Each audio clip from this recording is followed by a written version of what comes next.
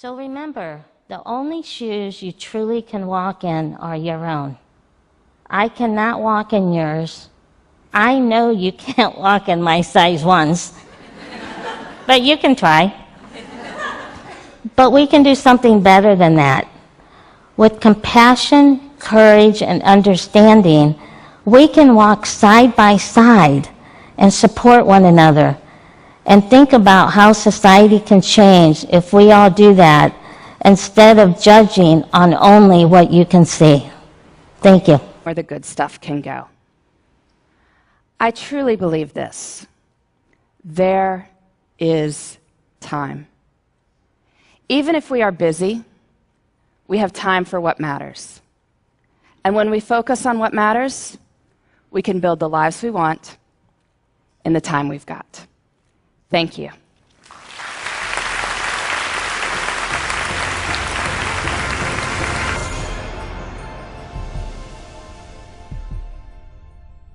Alice Walker has said, "Look closely at the present you are constructing. It should look like the future you are dreaming." Storytellers can help us to dream, but it's up to all of us to have a plan for justice.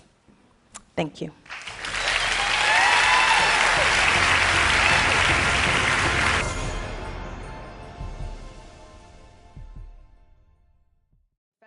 When we encounter some information that contradicts our beliefs. So the question I want to leave you with is, what do you most yearn for? Do you yearn to defend your own beliefs? Or do you yearn to see the world as clearly as you possibly can? Thank you.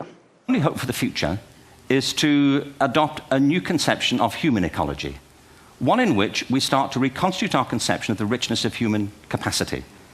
Our education system has mined our minds in the way that we've strip mined the earth for a particular commodity. And for the future, it won't serve us. We have to rethink the fundamental principles on which we're educating our children. There was a wonderful quote by Jonas Salk, who said, if all the insects were to disappear from the earth, within 50 years, all life on earth would end. If all human beings disappeared from the earth, within 50 years, all forms of life would flourish. And he's right.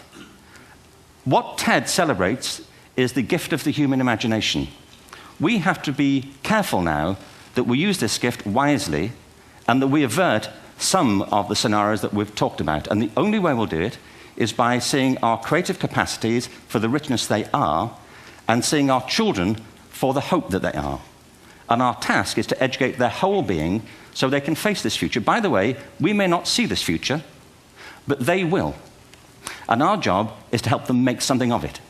Thank you very much. Who am I being that my children's eyes are not shining? That's a totally different world. Now, we're all about to end this magical on the mountain week, and we're going back into the world. And I say it's appropriate for us to ask the question, who are we being as we go back out into the world? And you know, I have a definition of success. For me, it's very simple. It's not about wealth and fame and power. It's about how many shining eyes I have around me. So now I have one last thought, which is that it really makes a difference what we say, the words that come out of our mouth. I learned this from a woman who survived Auschwitz, one of the rare survivors. She went to Auschwitz when she was 15 years old. And her brother was 8, and the parents were lost. And she told me this. She said, we were in the train going to Auschwitz, and I looked down and I saw my brother's shoes were missing. And I said, why are you so stupid? Can't you keep your things together, for goodness sake? The way an elder sister might speak to a younger brother. Unfortunately, it was the last thing she ever said to him because she never saw him again. He did not survive. And so when she came out of Auschwitz, she made a vow. She told me this. She said, I walked out of Auschwitz into life, and I made a vow, and the vow was, I will never say anything that couldn't stand as the last thing I ever say. Now, can we do that? No, and we'll make ourselves wrong and others wrong. but it is a possibility to live into. Thank you.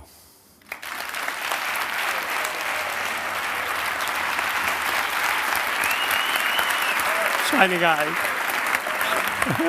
Shining eyes.